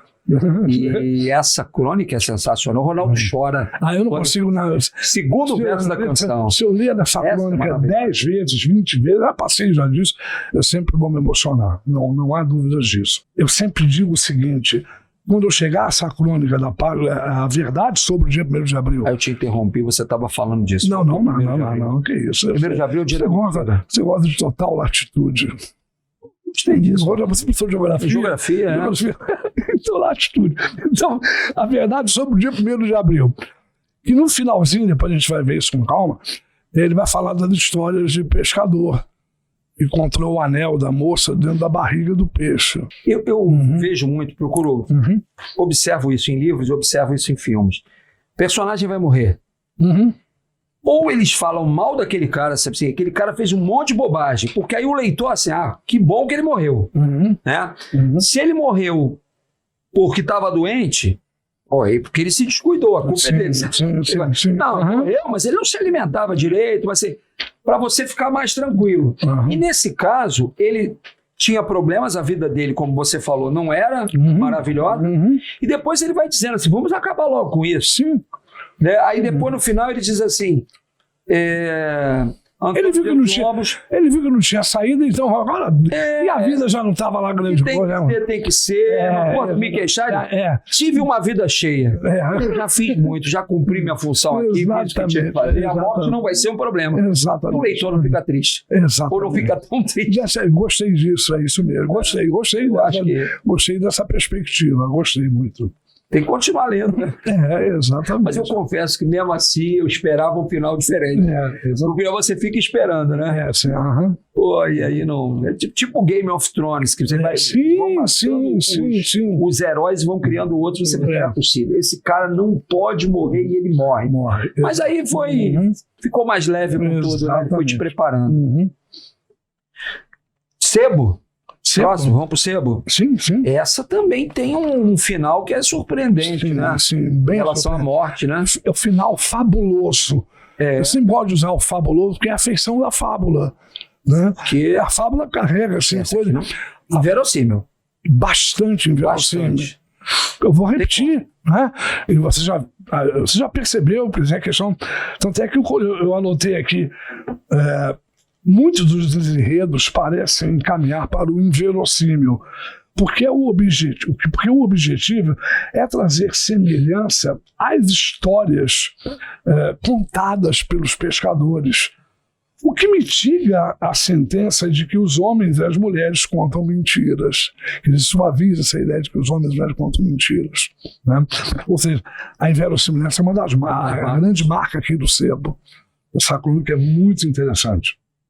Logo depois desse primeiro parágrafo, tem ali o comprei um livro seu não faz muito. Não faz muito também, né? É lindo, muito bonito. Não faz muito. Não precisa usar no tempo. Não precisa. Não faz muito. Uma elipse realmente bem legal. Bem legal. Porque é isso que foge do lugar comum, né? Sim. Isso aproxima da realidade, do diálogo. E, comprei um livro seu não faz muito tempo. Essa frase não quer dizer nada, sabe? Uma frase como outra qualquer. Depois, lá embaixo, ele tem assim, não leu, no diálogo, não leu, disse ele. Li. É sobre obscena compulsão de ser amado. O cara querendo ouvir. Você leu o livro. O cara li. Não é possível que você tenha lido o livro. Por favor, repete para mim. Quer dizer, eu preciso ouvir que você leu o meu livro. Exatamente isso. Exatamente. Essa obscena compulsão de ser amado. Parabéns. Gostei. É isso mesmo. E uma coisa muito interessante também, para a qual eu quero chamar a atenção, Sebo. É uma coisa interessante, porque o título, uma coisa importante, todos os títulos dessas crônicas têm uma relação íntima com os textos. Sim. Muito importante também. A outra questão que eu quero pontuar. A UERJ cobra a questão do título dessa vez. Há muito tempo que não rouba, vai cobrar o título. Pode. Então. Vai cobrar. Provavelmente vai cobrar. Uma relação do título com a própria crônica. O Sebo resume bem, né? Mas o Sebo ele encerra falando do Sebo, né? Não sei se você... Lá na frente, já quase no finalzinho, ele vai dizer assim... Ele começou a avançar na minha direção, contou que a tiragem do livro tinha sido pequena, 500 exemplares. Sua mãe comprara 30 e morrera antes de distribuir com os parentes. Ele tinha ficado com 453. 17 cópias tinham acabado num sebo que, através dos anos, vendera a todos. Ele seguira a pista de 16 dos 17 compradores e os estrangulara. Faltava o 17º. Por que gritei? E acrescentei anacrônica. Olha o anacronicamente aí, né? Homem de Deus. É interessante que esse anacronicamente está ligado ao sebo. O que é o sebo? O que é o ambiente de uma livraria de sebo? Legal isso, né? O anacronicamente ligado ao sebo, a livraria de coisas antigas. Olha só, um lugar sombrio, é um lugar sombrio de coisas velhas, antigas, a feição das casas mal assombradas. Muito importante isso, né? E No parágrafo que você leu antes, achei interessante. Tenho certeza que o leitor, como eu, como professor Vladimir, o leitor vai fazer as contas. Que eu parei para calcular aqui. 453. Espera aí, 483. 483, falta 17 para 500. Exatamente. Você tem que fazer a conta. Exatamente. Mas 453 de carro. 30 a mãe comprou. 483. Tem 17 por aí. Mas é importante perceber que falta 17. Entendeu a questão do fabuloso de novo? Olha a questão da fábula aí. Ou seja... Vai ao SEB e você pode lidar com uma situação tão inédita. E o SEB permite isso, né? Que as pessoas compraram, que você vá atrás. Exatamente. Né? Vai tentar achar essa. É bastante interessante isso. Né? Porque a fábula, qual é a grande marca da fábula? As histórias são fora da realidade. Daí essa marca do inverossímil. Isso eu quero pontuar o tempo inteiro, reiterar. Tem essa marca em toda a maioria das crônicas dele. Essa grande marca da inverossimilhança. Eu tenho falado muito em sala de aula. Vai aparecer questão sobre verossimilhança e inverossimilhança, uma coisa ou outra. E o cacófato? Porque ele fala, não tem uma chance de aparecer alguma coisa. Não, é muito difícil, muito difícil. Mas fala pra gente do cacófato, Ronaldo. A cacofonia, né? Cacós do grego, ruim, fonia, som. Mas a gente tem que tomar muito cuidado, porque isso, por exemplo, eu em sala de aula cometo uma digressão falando da cacofonia, isso pode demandar aí uns 20 minutos ou mais de bate-papo. É impressionante, né? Porque às vezes o pessoal força uma barra, né? Sim. Chamado grupos de força. São os grupos de força, né? Por exemplo, você vai falar os homens. Ninguém fala os homens. Você diz, os homens estiveram aqui. Você vai dizer os homens. Você tem o chamado grupo de força. Então, nem todo grupo de força é uma... Aí eu vi... o cara se preocupar com isso. Mesmo com a incorreção gramatical, quando você diz assim, aí eu vi ela ontem no shopping. Cara, é uma incorreção gramatical, mas quanto à posição do pronome oblíquo ela. Já vi. Não que tal viela. Não, o viela... O pessoal fala que viela é uma cacofonia. Não, viela não é cacofonia. Né? Mas dá um exemplo. O que seria mesmo? A cacofonia, por exemplo, vou mijar agora. Já está na hora, vou mijar, está agora. Aí, se você tem que falar, o grupo de força, até brinco muito, o grupo de força você pode desfazer falando pausadamente. Gente, vai ficar até muito cômodo, tem a ver aí com esse momento aqui. Gente, estou conversando com vocês, Vladimir, vou Já. Aí fica difícil, né? O grupo de força é isso. Então, vou chamar de gago, né? O que é o grupo? Exatamente, é o tartamudo. Né? O que é o grupo de força? Com duas ou mais palavras, saem numa enunciação só, na língua falada. Na língua escrita não existem grupos de força. Não tem como você fazer grupos de força. Agora, importante é isso, alguns grupos de força são cacofônicos, sugerem essa questão pejorativa de palavras chulas, mas outros grupos de força não. Né? Como é o caso do viela e assim por diante. Alguns vale a pena você perceber que falou e voltar e retornar, ajustar. Você mesmo, se eu digo assim, agora eu sempre digo que é buscar mosquito em juba de leão, né? Se você ficar prestando atenção no discurso alheio para ver que ele cometeu uma aspas, cacofonia, nem sempre é bom sempre marcar isso, que nem sempre comete essa cacofonia. Então é muito interessante isso. Porque o cara fica buscando, né? Como o rapaz disse que ele está comendo o rapaz, não é isso. Mas aí o pessoal gosta de criticar. Gosta, né? Exatamente. Mas eu não tenho o que falar. Um amigo meu que dizia muito assim, a gente estava na rua, estava em algum lugar, ele dizia, eu tô indo, hein? Vou mijar porque o calor em minha bunda. O quê? Vou mijar porque o calor em mim abunda. Exatamente, é isso aí. Mas aí vale a pena você voltar, né? Sim, não, vou mijar, mas também não dá para fazer do jeito que você falou, né? Já não dá para fazer. Está escrevendo, gente, vamos lá. Uma vez um aluno, nunca mais vou me esquecer disso, perguntou assim, isso é errado eu falar beijei a boca dela? Eu falei, nenhum problema. Qual é o beijar a boca dela? Cadela não é cacofonia. Olha um outro exemplo aí. Beijar a boca dela não é cacofonia. Agora, se isso está incomodando, você faz a pausa. Vou beijar a boca. dela. Você quer só o problema beijar a boca dela. Ou usa boquinha, do meu amor, qualquer coisa. Beijar a boca, que é o problema do boca dela. Né? Eu não vejo grandes problemas já. Exagero aí. Exatamente. Né? Eu prefiro o termo cacofonia ao termo cacófono, mas no fundo é a mesma coisa. Deixa eu falar do finalzinho dessa crônica antes de passar para outra. Assim, bem feito, para eu aprender a não ser bem educado. Meu consolo é que depois ele descobriria que as páginas do livro não tinham sido abertas e o remorso envenenaria suas noites. Exatamente. Quer dizer, isso é ótimo. O remorso envenenaria. É espetacular isso, realmente é muito bom. E, enfim, é o que dá frequentar sebos. E aí eu acho que não é só o sebo, né? Sim. Eu acho que ele está falando que talvez do próprio anacronismo, sim, né? Sim. É mais do que isso. Exatamente. É bem provável que a UERJ peça esse tipo de questão. Essa associação importa do sebo com o sombrio. Essa associação. E esse tipo de associação a UERJ adora cobrar. Né? O sombrio é isso, né? Vai provocar, pronto, né? É muito interessante essa crônica do... Eu vou dizer para os alunos sempre isso. Bateu o olho, viu lá, sebo, acabou, associa imediatamente a sombrio. Duvido que isso não vai ajudá-lo na hora da resolução da questão. Provavelmente.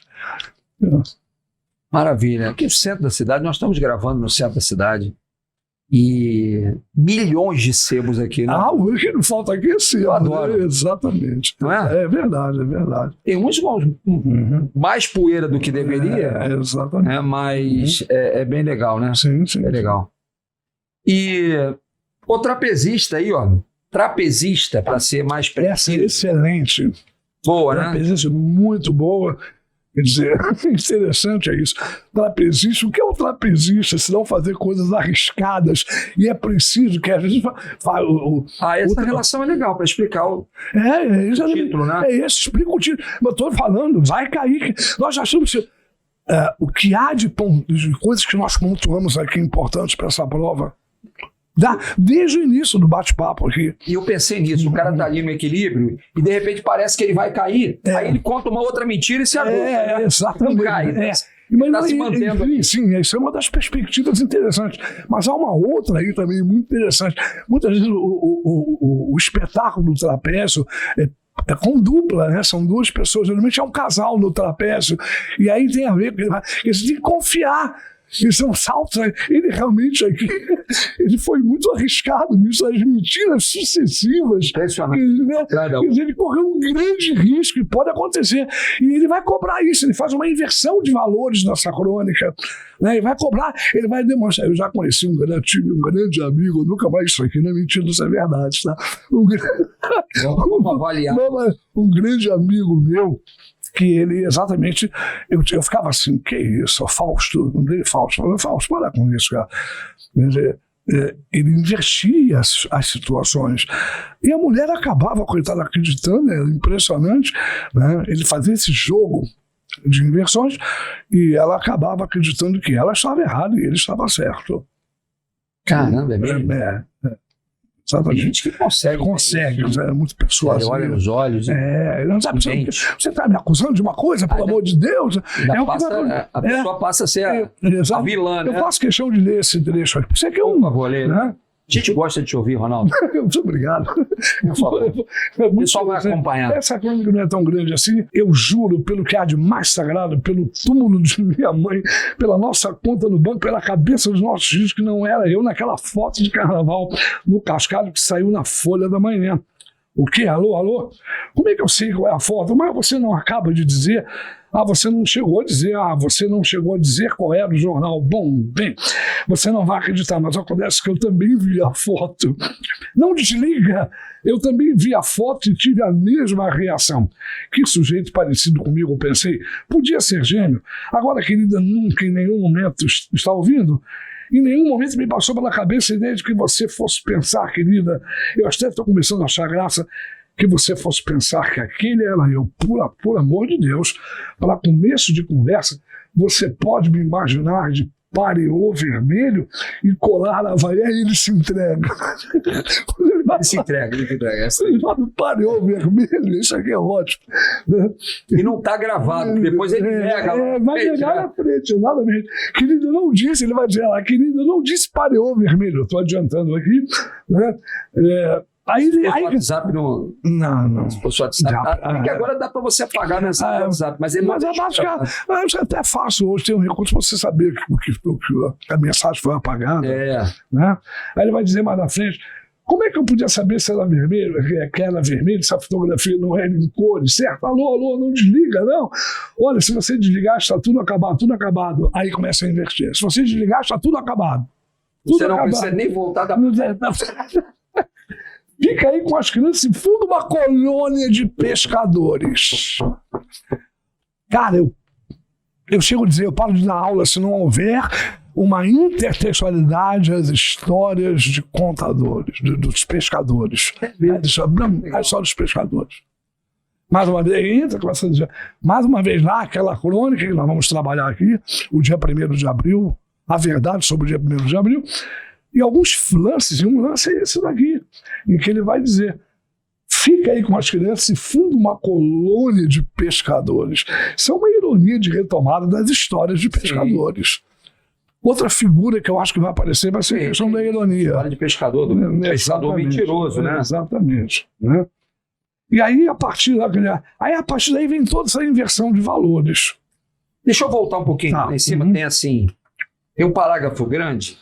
Primeiro tem um parágrafo grande, mas com uma ironia. Depois, como é que eu sei qual é a... Aliás, porque na tua formatação parecem parágrafos. Mas talvez não seja. Não há parágrafos. Eles estão ao telefone conversando com a mulher, interrompe aquela coisa toda. É um diálogo. A gente não está ouvindo a mulher. Não sabe. Ele fala o que a gente tem que saber que ela falou. Exatamente. Parabéns pela análise. Parabéns. E uma coisa interessante, ao mesmo tempo que ser um diálogo, exatamente por essa razão, parece um monólogo. Sim. É um diálogo, claro. Ostensivamente um diálogo. Ele diz, por exemplo, agora, querida, nunca, em nenhum momento, está ouvindo, em nenhum momento me passou pela cabeça a ideia de que você fosse pensar, quer dizer, ele está explicando para o leitor aquilo que ele está ouvindo. Ele quer dizer para o leitor o que ele está ouvindo da mulher. Sim. Um outro lance interessante aí nessa parte, como é que eu sei qual é a foto? Mas você não acaba de dizer. Aí tem uma hora que ele fala assim, parece que ele está pensando no que ele vai falar. Exatamente isso. Ganhando tempo. Para elaborar a desculpa dele. Exatamente. Né? Muito interessante. Então, essa marca aqui da inversão de valores, né? Isso é importante. Querida, eu não disse pareô vermelho. Né? Tenho a mais absoluta, a mais tranquila, a mais inabalável certeza, reforçando, que eu disse apenas pareô. Exatamente. Vermelho. E a mulher disse, será que ele falou mesmo, né? Exatamente. Né? Aí depois ele fala do trapézio lá embaixo também, no outro viés. O casamento é como um número de trapézio. Um precisa confiar no outro até de olhos fechados. Exato. É isso que eu falei, exatamente. E vai para lá, vem para cá. Exatamente. Nós vamos fazer agora vou fazer um movimento aqui no trabalho. Você tem que confiar em mim. Isso. É isso. E no final ele vai fazer, confirmando essa questão do trapezista, ele vai dizer socorro. Lá no finalzinho, eu disse um beijo. Olha no final, vai dizer assim, só vim em casa tomar um banho e comer o sanduíche e vou voltar logo para lá. Como? Você telefonou para o escritório? Meu bem, é claro que a telefonista não estava trabalhando, não é bem? Você é demais. Olha, querida, alô, sábado eu estou aí, um beijo nas crianças. Socorro. Eu disse um beijo. Socorro, quer dizer... Cara, ele caiu do trapézio. Caiu do trapézio. Socorro. Ele caiu do trapézio, exatamente. Caiu do trapézio. O número foi muito arriscado. Né? Quer dizer, é interessante essa sugestão aqui de que a mulher tem que confiar. Estão fazendo um número duplo, ele e ela, no trapézio. E ele vem... Porque a gente não pode esquecer, desculpa, querido, não. A gente não pode esquecer que esse trapezista aqui, ele está no diálogo, conversando com a mulher dele, ao telefone, tentando dizer para a mulher que ele não estava nos 4 dias de carnaval, fora do escritório, aquela coisa toda. Quer dizer, na verdade, ela faz parte do número. Ela faz parte do número. E ele se arriscou bastante a fazer isso. E ele faz uma chantagem emocional aí? Sim. Assim, essa é o som que você ouvir será do meu corpo, se está apelando olha aí, com o baque surdo da desilusão no duro chão da realidade. Exato, maravilha isso, né? Quer dizer, acho que esse trecho é o trecho crucial que justifica o título. Que não deixa de ser também parte do circo. Sim. Né? É isso mesmo. Assim, a gente vai interpretando. É bem possível. Porque não, são essas leituras que a UERJ faz com esses cortes.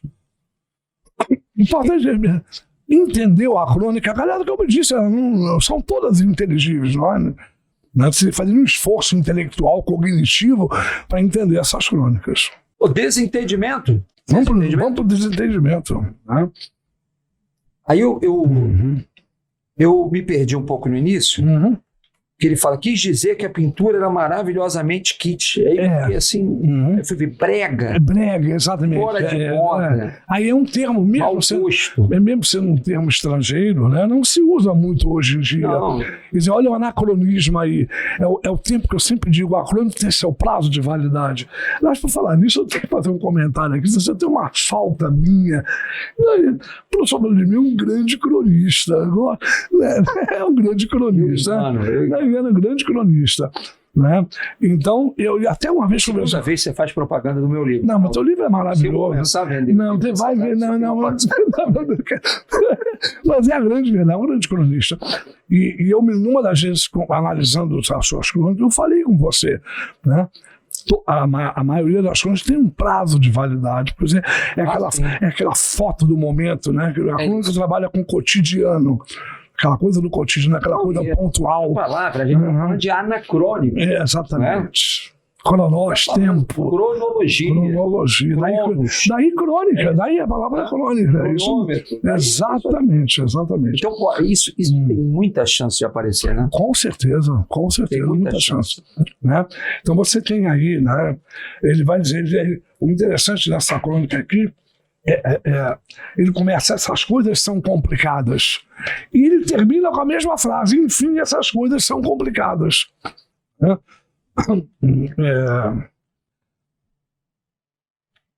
Eu gosto que ele faz umas comparações aí no final. É a questão do mau gosto, né?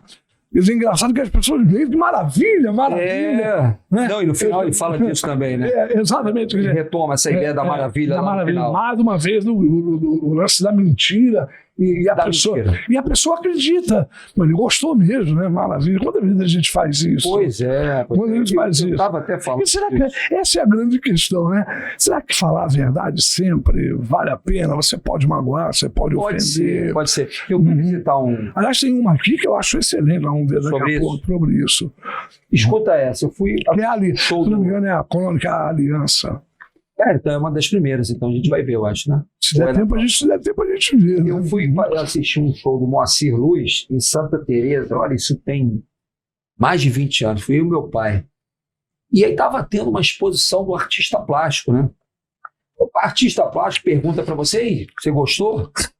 Eu disse, mas tem umas coisas que é difícil gostar, né, Ronaldo?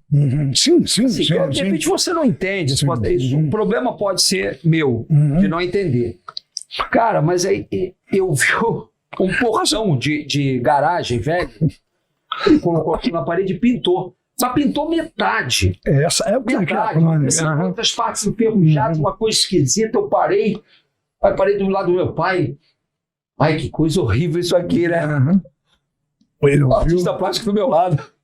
Do meu lado eu ouvindo. Aí ele falou assim, hoje muito tranquilo, falou assim, que bom que você está fazendo uma análise, que a pior coisa do mundo é vir aqui, o computador olha, não fala nada, não emite opinião. Aí eu olhei para ele, sabia? Lógico, não tem como, é muito constrangedor, muito. Quer dizer, as mentiras necessárias, né? Cara, mas assim, essa é a questão, eu não pude mentir. Eu não pude mentir, porque se ele tivesse me perguntado, eu ia dizer, olha, tô vendo aqui, tô achando... Ou então ia apontar para outra. Olha, aquela ali eu gostei muito. Ele me perguntou sobre essa daqui. Eu não respondo, falo da outra. Ou tergiversar. Exatamente. Ou contar uma outra história, né? Quer dizer, ele pediu uma coisa muito paradoxal aqui. Eu quero logo no início, no primeiro parágrafo, quando ele vai dizer lá no finalzinho assim, ele vai dizer o kit, entende? E quando num daqueles impulsos de Paulo Otávio, ele telefonou para o pintor Amaury e disse que queria uma pintura dele na parede do seu apartamento novo. Estava pensando na sensação que a pintura causaria entre seus amigos na festa de inauguração do novo apartamento, combinando com um ventilador de teto em estilo filme dos anos 40, passado em Marrocos. Ele faz essa ligação toda com o aí, né? Mas que desencavaram um ferro velho e com um anão de jardim tão horroroso, mas tão horroroso que era bonito. Que é similar ao que ele vai falar, aquela ideia do final, né? Horroroso e era bonito. Tão horroroso. É isso aí. E muito cuidado com essa questão da semântica dos conectores também. Ele dá essa reforçada. Tão horroroso que eles podem cobrar essa ideia aqui da consequência, da conclusão, como eles cobraram no passado. Mas isso aqui é até paradoxal, isso aqui é um paradoxo. E o interessante é que o que eu acho que marca essa crônica, isso é uma crítica a um profissional que não faz o que o cliente deseja. O profissional ele vai fazer do jeito dele, não do jeito que o cliente deseja. Quantas vezes aconteceu isso comigo? Eu queria uma coisa aquilo. E o cara faz do jeito que ele acha que é melhor. Eu falo, que isso? Não era assim que eu queria. Isso é uma coisa que entristece muito o músico, né? Tem uma época que tinha um grupo de samba e você tocava uma música do Cartola, salão vazio. Aí tocava uma música do Raça Negra, uma música mais popular, aí enchia o salão. Mas isso vai acabando com o teu prazer, né? Você tem que fazer porque o público gosta. Exatamente. E ele assume, não, eu vou fazer do jeito que eu quero. Mas aí como se fosse um editor, né? Como se fosse um editor, ele vai... isso, ele é o editor, ele decide. Ele decide, exatamente. E no final, como eu estava falando, ele volta lá e diz, maravilha, querendo dizer, claro, que horror. Exatamente. Ele queria dizer que horror, mas ele diz, maravilha. Exatamente. E o desfecho, que é uma circunvolução, ele volta ao que ele disse no início. Essas coisas são complicadas. Entendeu? Muito interessante. Muito bom. Blefe. O blefe é uma mentira. Não é? Em blefe aqui aparece. Você falou blefe, eu falei blefe. Blefe não faz na prosódia. Então, ele vai dizer assim, ó... Interessante que lá no finalzinho ele vai fazer uma referência. Essa crônica aqui, ela não é atemporal, essa aqui tem prazo vencido. Porque ele vai falar do blefe político, aí eu queria que depois você comentasse isso. Não é? Então ele começa a crônica dizendo assim, ó.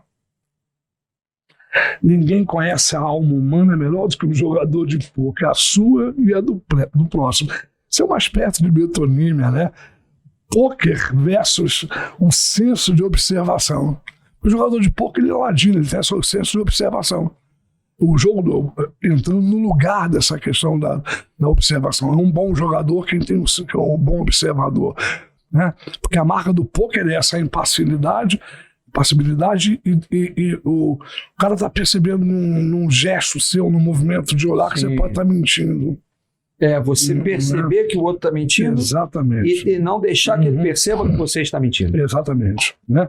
Tanto é que logo, porque sabe que está rodeado de fingidos. Um pouco tem essa impassibilidade, sem emoção, né? Não há emoção. O melhor jogador de pôquer é aquele que não demonstra as emoções. Né? E depois ele diz assim, ultrapassando a fachada e mergulhando na alma do outro. Exatamente. Né? Muito legal também, né? Quer dizer, a questão metonímica, essa relação metonímica entre o pôquer e o senso de observação. Pois ele diz, os puros são até melhores blefadores. Exatamente. Pois só quem opôs aí, ó. É bem legal, né? Sim. Pode usar isso? Pode cair. Semântica de conector sempre aparece na prova. Os puros são os melhores blefadores, por quê? Poderia ser o porquê. Claro que poderia. Pois por quê? Por quanto? Só quem não tem culpa pode sustentar um poker face perfeito. Só quem não tem culpa. Sobre o escrutínio, né? Sobre a análise, exame minucioso. Que é uma extensão do significado de votos, né? O escrutínio seria isso. Sim. Fala muito quando fala de ele diz da eleição do Papa, me lembra o nome, só para não esquecer. Conclave. Né? Escrutínio. Ele disse um pouquinho antes do que você escrever, o blefe é um lance tão legítimo quanto qualquer outro no poker. O blefe é legítimo.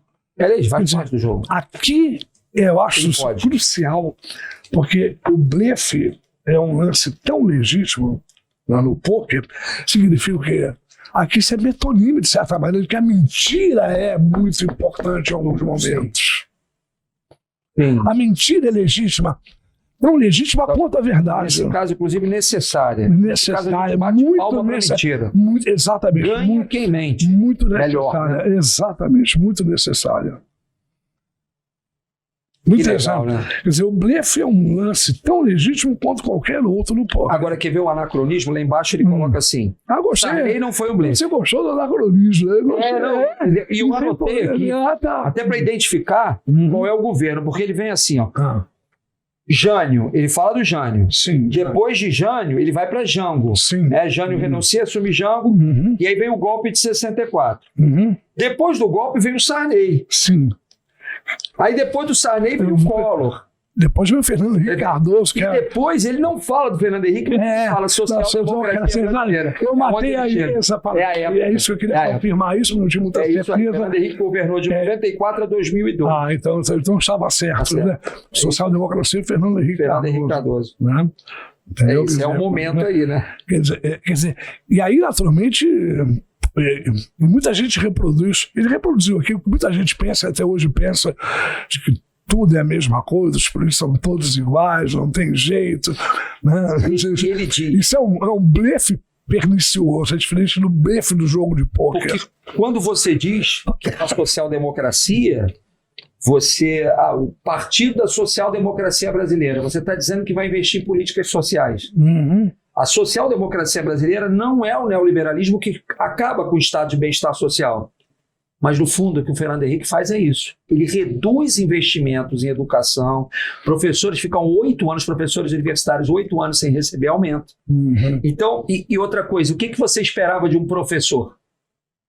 Um sociólogo que é presidente, ele vai valorizar a educação. Não pode ser, verdade. Então, aí ele diz assim, social-democracia no poder, que pode até estar agradando a muita gente, mas é outro blefe em relação às expectativas. Exatamente. Não acredito. Dizendo que eu peço presidente. Não estou só dizendo que se esperava mais dele enquanto professor, enquanto cientista social. Se me perguntarem, eu acho que nada disso, essa questão de política, não vai aparecer na prova. Provavelmente. Eu acho que vai essa primeira. Só parece história e geografia. Exatamente. É isso que eu te dou aqui na boca. Sim. Isso aqui já é um toque para a história e geografia. Vai aparecer. Com certeza. Adora. Vai aparecer. Vai aparecer. Muito interessante. Aí vem a aliança. Que ele diz logo no início, eu achei fantástico. Que ele diz assim. Isso é ótimo. Enfim. Aconteceu com um amigo meu, fictício, claro. Exatamente. Fictício, aí ele assume. Ele assume que está criando. Exatamente, né? Sensacional. Ele já é honesto, né? Isso aproxima o leitor. Essa honestidade aproxima o leitor. Sim. Você fica o tempo inteiro, será que é verdade? Esses nomes, Almeidinha, não sei o que, ele diz assim, cara, eu estou mentindo mesmo. É isso aí. Maravilha a tua análise. Ele vai dizer logo de cara, essa é uma história exemplar. Só deixar muito claro qual é o exemplo. De qualquer jeito, acho aqui muito interessante, mantenha longe das crianças. Né? Ou seja, olha só, manter. A verdade pode ser ruim, né, com certos efeitos colaterais. Isso é uma antecipação do que vai aparecer depois nessa crônica aqui. Depois, né? Essa aqui é o terreno mais baixo das pequenas aflições. Exatamente, é isso aí. Né? E eu acho interessante que depois ele vai falar a verdade para a mulher, ela vai brincar, depois ela volta assim, no finalzinho. O mais importante é que você não mentiu para mim. E foi tratar. Quer dizer, mais uma inversão de valores, quer dizer, um jogo entre verdade e mentiras, na verdade cai bem. Mas não nesse caso aqui, entendeu? Às vezes cai bem. Então até que ela acabou, de certa forma, perdoando ao personagem aqui, entendeu? Eu achei legal, Ronaldo, lá em cima, que ele fala assim, com diamante nos dentes, consegue ver essa página? Um homem dos seus 40 anos daquela idade. Achei aqui. Aí depois, com diamante nos dentes, mas ainda pode esperar algumas surpresas da vida, como ganhar na loto ou furar-lhe um pneu. Aí depois ele morreu. Furou-lhe o pneu. Exatamente. Furou-lhe o pneu. Aconteceu. Com dificuldade, ele encostou o carro no meio-fio e preparou-se para a batalha contra o macaco. Aí, esse macaco é uma catacrese. Sim. É o macaco do automóvel. Sim. Que também não cai. Cataclese, o Erro já tirou há muito tempo porque essa metáfora estereotipada, né? Que já perdeu o brilho, a UERJ nem cobra mais a cataclese, não consta do conteúdo. Aí depois ele continua, batalha contra o macaco. Não um dos grandes macacos que o desafiavam no jangal dos seus sonhos de infância, mas o macaco do seu carro tamanho médio, que provavelmente não funcionaria, resignação e reticências. Conseguiu fazer um macaco, E quando ele fala batalha contra a minha dúvida foi quando ele fala que é uma batalha dele contra o macaco, ele não, de certa forma não personifica? Sim, personifica o macaco, sim. Parabéns. Achei da Rússia, isso aí, é uma personificação. Então pode ser, sim, pode ser. Aí. Pode. Eu achei engraçado porque ele vai dizer assim, você não sabe o que aconteceu, né? O quê? Uma coisa incrível, o quê? Contando, ninguém acredita. Conta. Você não nota nada diferente de mim? Não está faltando nada? Não. Olhe. E ele mostraria o dedo da aliança sem aliança. Repare o tempo verbal aqui, já que você fez referência aos tempos verbais, agora nós temos um futuro do pretérito. Ele mostraria. É o tempo da especulação. É o tempo da possibilidade. Só que ele está pensando, né, no que no que poderia acontecer. E ele mostraria o dedo da licença. O que aconteceu? E ele contaria lá. Então você tem uma marcação aqui do futuro do pretérito. Tudo exatamente como acontecera. O macaco olha a aliança no asfalto, o chute involuntário, e a aliança voando para o bueiro e desaparecendo. Que coisa, diria a mulher calmamente. Mas isso tudo no nível da especulação, da hipótese, né? Não é difícil de acreditar? Não, é perfeitamente possível. Pois é, seu cretino, e começa, meu bem, está me achando com cara de boba, de palhaço? Eu sei o que aconteceu com essa aliança, eu te o dedo para namorar, e vai embora por aí. Eu achei interessante o que coisa que você falou. Fala assim, que coisa, diria a mulher calmamente. Advérbio que dá a ideia do tom irônico. Sim. Excelente. Ela tá dizendo, que exatamente. Coisa. De repente você está vaticinando aí uma questão, uma das questões na prova. Quem sabe a ironia. Não é essa ideia? Sim, dá, parabéns. Parabéns, é isso mesmo. E provavelmente, né? Depois vem o seu cretino. Sim. Quer dizer, aí o seu cretino, ela está deixando claro que é ironia lá em cima, porque está em letras maiúsculas. Seu cretino, exclamação. Quer dizer, foi uma ironia lá. Foi uma ironia. Não, marcadamente irônico o que vem antes aqui. Você diria, é uma das coisas que mais contém ironia. E eles podem, parabéns, eles podem cobrar isso. Podem. A pessoa que a gente não precisou do advérbio, porque lá em cima ela bota o calmamente. Sim, agora só bota o seu cretino com letras maiúsculas, exclamação, tá deixando claro que ela. Sim, parabéns, é isso mesmo. Tá brava. Exatamente. Maravilha. Tem mais alguma coisa nessa daí? Não. Basicamente já falamos mais. Estamos terminando, né, Ronaldo? Estamos terminando. Quase terminando aí. Quanto tempo a gente está conversando? Eu nem tenho ideia, já passou de 1 hora, eu acho. 4 horas? Você está brincando. Podcast? 4 horas de podcast, não, 4 horas da tarde. Nós estamos gravando aqui desde 2h15.